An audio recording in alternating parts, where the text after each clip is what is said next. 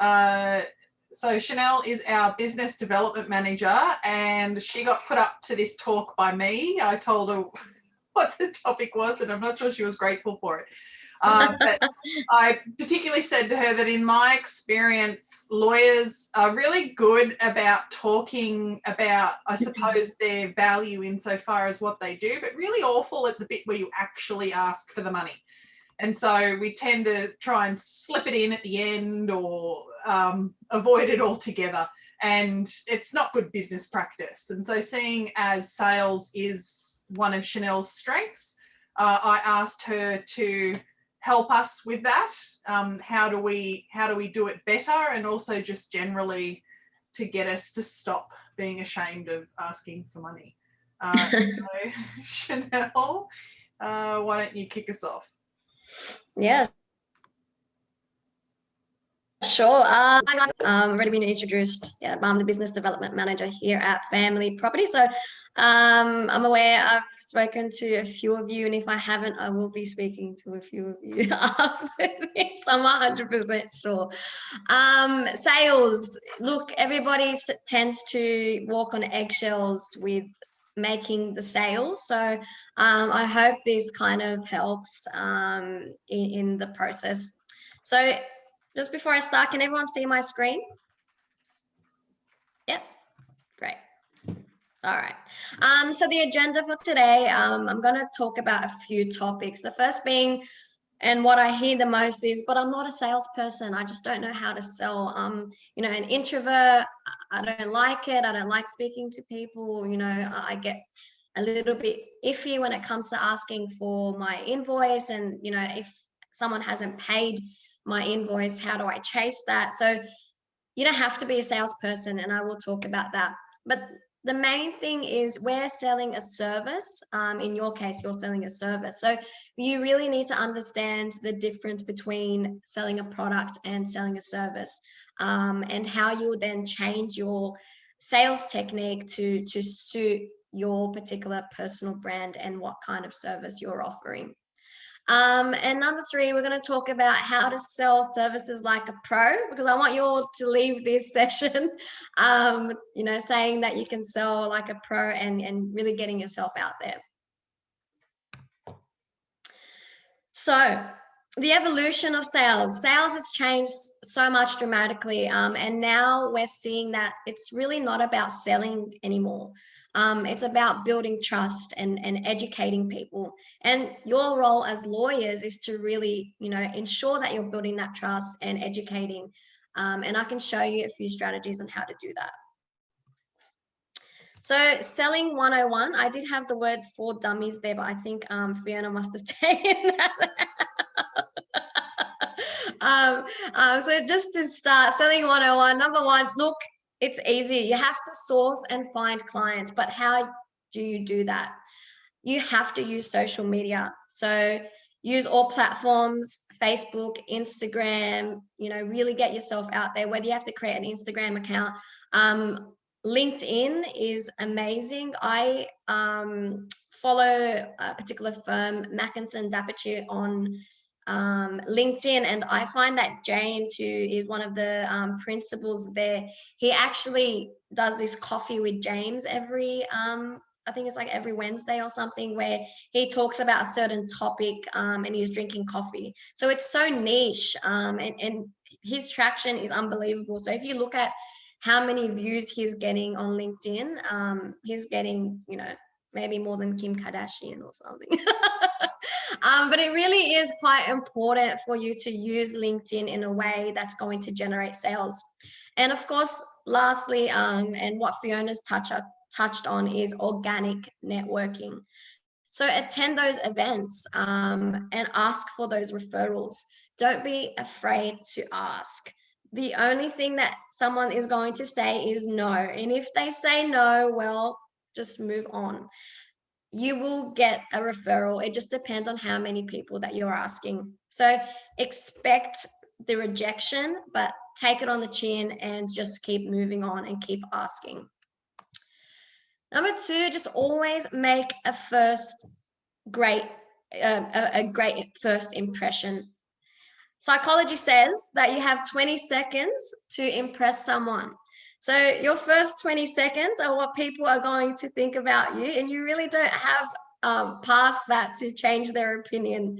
They will make a judgment in the first 20 seconds. So how are you going to utilize those 20 seconds to make that, for that great impression? So be bubbly, be yourself, be personable, and really show them that you know what you're talking about and that you can be trusted. You're your worst enemy, guys. So discover your personal brand.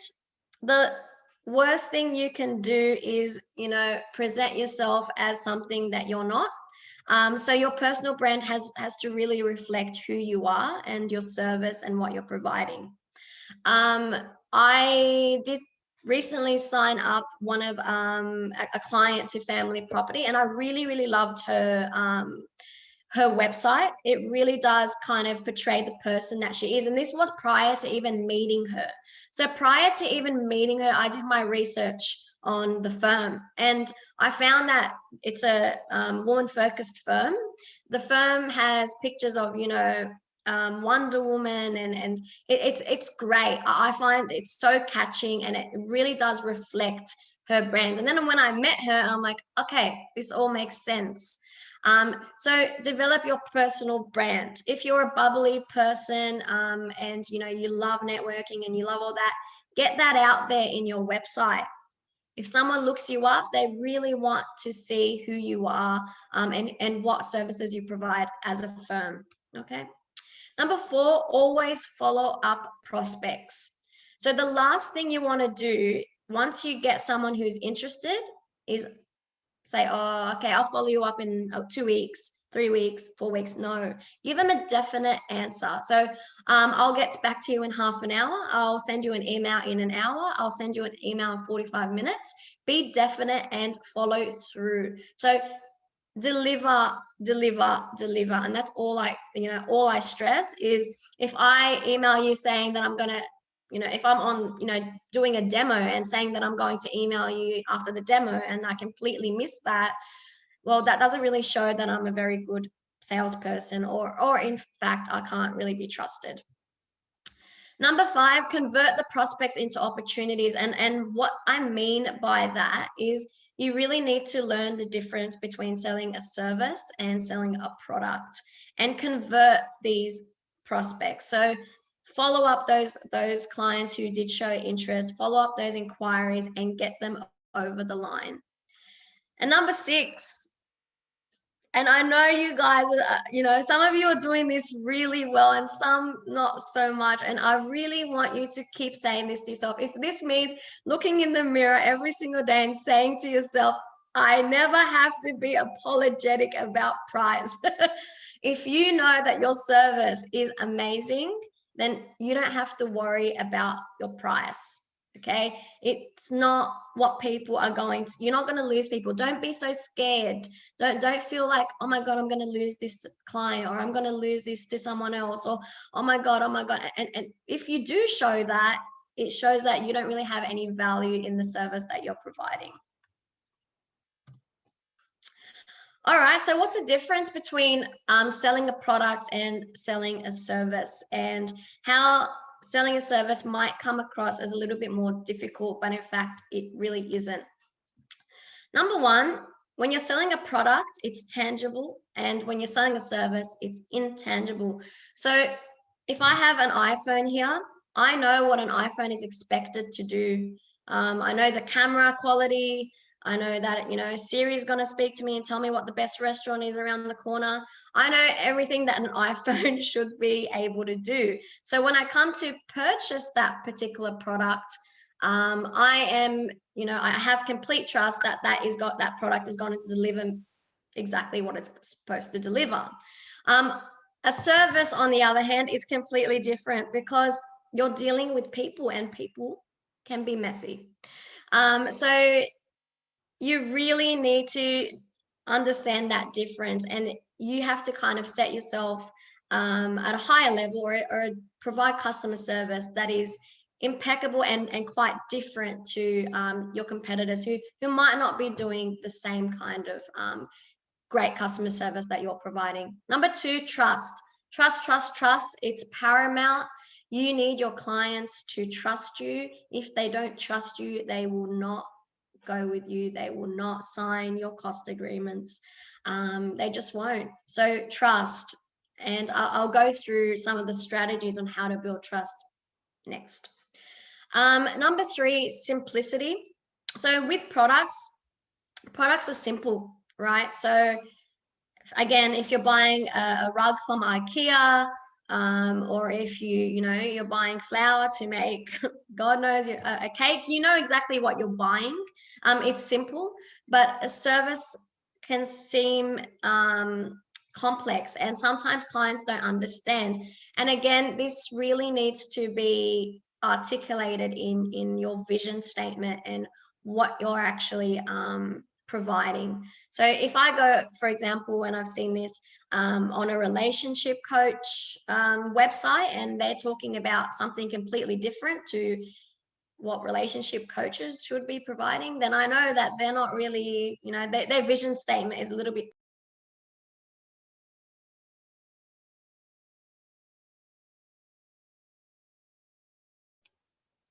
We can't hear you. Hello? Can you hear me now? Yep, can hear you now. Yeah. So it really is important to, just let me go back. Give me a second. There you go. Yeah, to ensure that your service and your vision statement is simple and understandable by the client. Number 4, boundaries and functionality. Again, with a product, the boundaries and functionality, you can read it. You can actually read the functionality of a particular product. If I buy a coffee mug, I know that the coffee mug is made for me to drink out of that coffee mug. But a service, the boundaries and functionality, well, they're all in the air, and it's really important to kind of put a definition on what you're providing and the functionality in terms of a service. Number 5, consistency. Now, when I talk about consistency, I mean, say, for example, again, you're going to IKEA and you buy 5 rugs. Those 5 rugs are going to be quite consistent if they're, a similar product. They might be, a different color, but the consistency, it's there. In terms of a service, if I go to, if I reach out to 5 law firms, their service, the services that they provide are going to be inconsistent. And it's because you're going to have different personalities, different vision statements. So me as a client, I really have to see, well, what is in line with what I want. So that's your role to kind of appeal to your niche market. Number 6, pricing.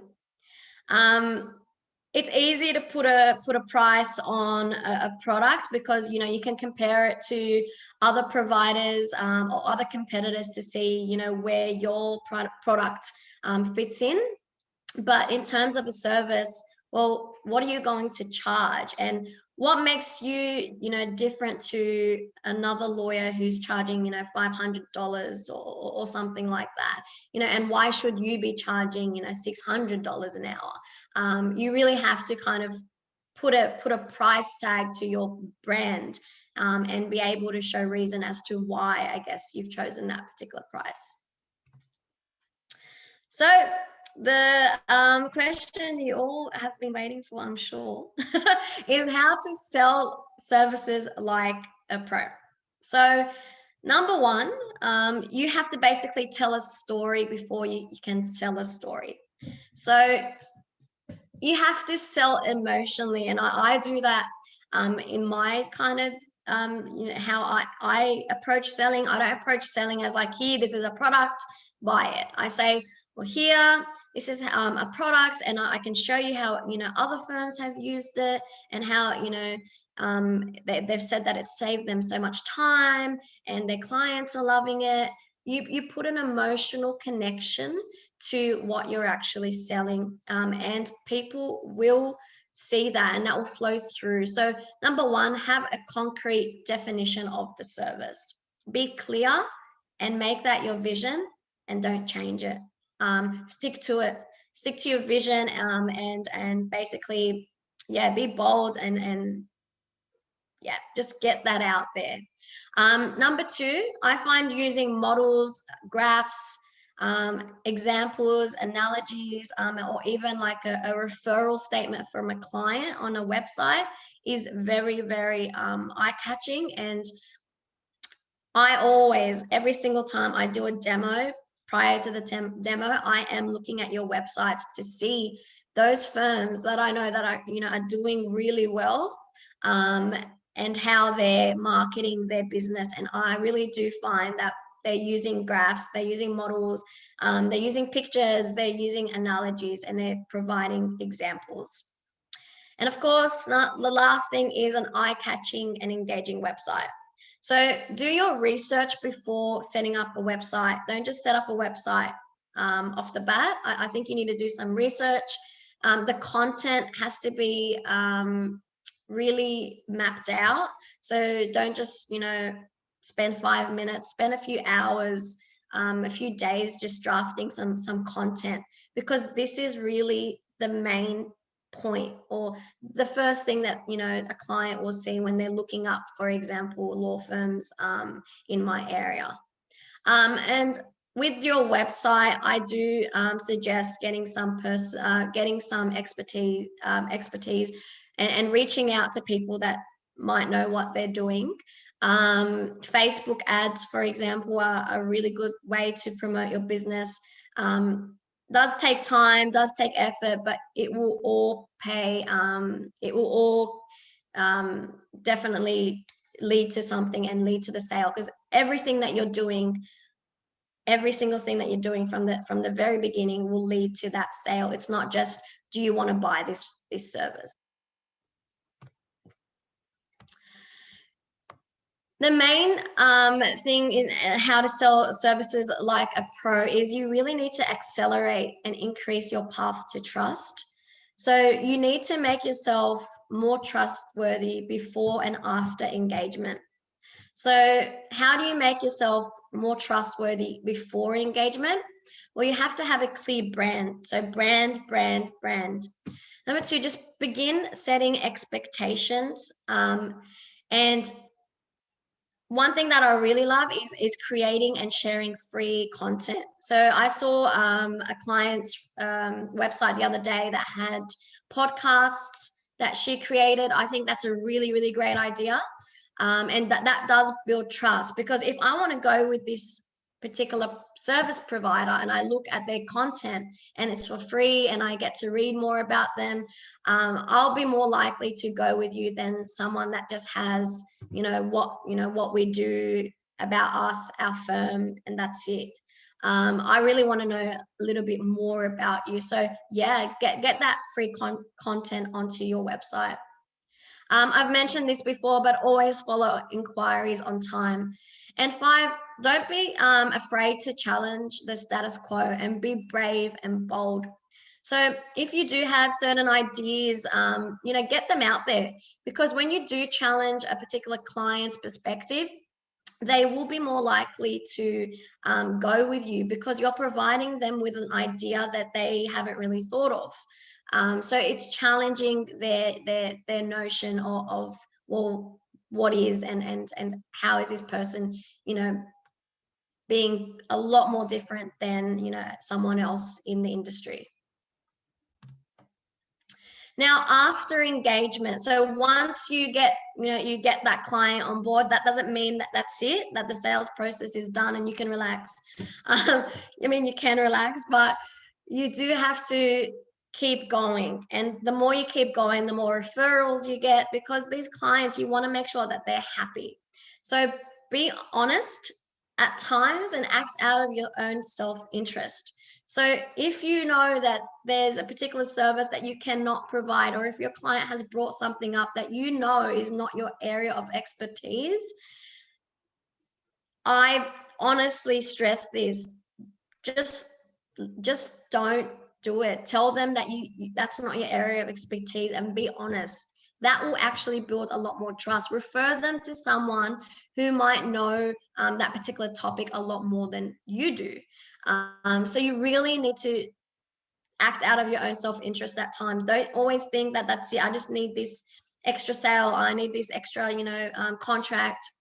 It's not always about that. Sometimes it's best to not act out of your, just act out of your own self-interest and move on. Number 2, just be flexible and adaptable to change. So you will find this, especially when you're starting your own firm, that you just have to be adaptable and flexible. So if you have this set idea of how something is going to work and then it doesn't work, that might stress you out. And I know some people are like that. They're programmed, to follow a set rule or a set plan, and then something has just taken them and just thrown them into the deep water, and you're like, oh my God, what do I do now? Don't worry, don't stress, but be flexible and adaptable to change.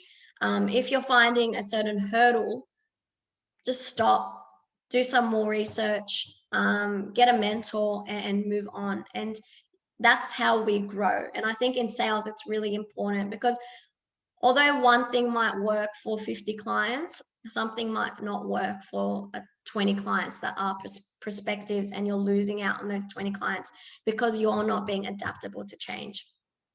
And number 3, pricing. Again, you need to be stern. Ask for what you deserve. If someone says that they can't afford it, well, you have to show them the value. If they have brought that up to begin with, it means that they haven't seen the value in your service. And it means you need to go back to all those other steps I just mentioned and see where you went wrong. Because if they can't see value in who you are and what you're providing, then there's something wrong in your mission statement, and you need to adapt and change. And you will do this over time until you get a really solid kind of, what's the word? A solid kind of, what's the word? Oh my God, I just completely went back. But you know what I mean. So you get something, sorry? A solid following. Yes, that's right. So a solid following, and a solid kind of statement in what you're doing and how you're doing it. And it does take practice. It takes flexibility. It takes change. When I started in sales, I was a completely different person to who I am today. When I started sales, I was very scared to ask people for their credit card details. Like, it was something that I just couldn't do at that particular time. But with change and flexibility and learning more about sales and changing, my approach, it became a lot easier. And now I believe I'm at a stage where, I can definitely ask someone, well, all right, so we did the demo, you saw the value, what's stopping you now from going ahead? And just say it as it is, be bold. And lastly, I need you all to think about this, because as part of trusting someone, there's this risk factor associated with it. And if it's a family law matter, and I was an ex-family lawyer, if it's a family law matter, just consider where your client's coming from and really attach that emotional connection and put yourself in their shoes. They've just gone through something massive, a complete breakup of what they may have considered a huge part of their life. And they're coming to you for assistance for that. And they're scared. They're really scared. So how are you going to reduce your client's risk in doing business with you? So think about it. Will you offer guarantees? Are you going to say to, from a product perspective, some products, they'll say, sign up today, but you're locked in for like 10 years. And you're like, well, what the hell? Why am I locked in for 10 years? I don't want to, go with a product that's going to lock me in for so long. So think of yourself as, the product itself, and why you, putting a certain boundary on your client. So provide guarantees, give your clients a solution for risk, for mitigating risk, and think about that and add that to your vision statement, add that to your website. Because if someone is going through something so massive and they're coming to you for a particular service that, they're putting their complete trust in you. Sometimes they're dealing with children as well. So it's huge. So ensure that you're reducing your client's risk in doing business with you. But that's pretty much it. Do we have any questions? We did have a question from Fiona, which is, you said to always follow them up. How many times would you follow someone up? I think everyone has a different approach to this. The way I kind of follow people up, look, there's a difference between being a stalker and just following that person every single day and LinkedIn and emailing and texting and calling. That's too much. And I do believe that will push the sale. In my kind of experience, I tend to follow up. So if I've, just had a chat with someone, I will actually set a date to follow up. So I'll say, okay, so you said you really liked family property, for example. So when can I follow you up? When would be a good time for you? They would probably say, well, I need some time to set up my website. I need some time to do this and blah, blah, blah. If I said to them, okay, well, no, I'm going to just, schedule in a time tomorrow, that's really not listening to what the client wants. And they're going to think that I am just pushing for a sale. And you have to just listen, and active listening is the key to getting that sale. Just listen. If someone's telling you that they want you to call you in 1 week, schedule in that call for exactly 1 week and call them. I suggest emailing every single prospect after you've had a chat.